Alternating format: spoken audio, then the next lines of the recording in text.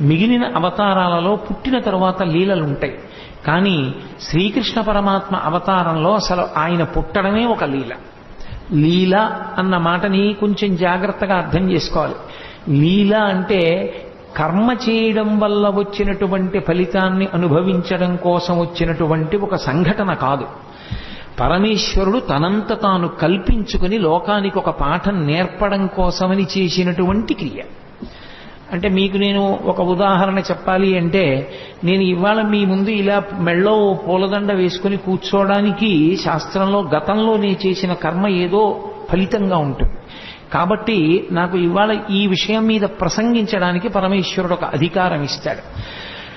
అలా ఇప్పుడు కోటేశ్వరరావు గారు లీల చేశారండి అనకూడదు. లీల ఉండదు. గతంలో చేసుకున్న పాపపుణ్యములను బట్టి నేను ఇప్పుడు ఈ పని చేస్తున్నాను. నాకు ఏదో మోకాలు నిప్పెట్టింది అనుకోండి, గతంలో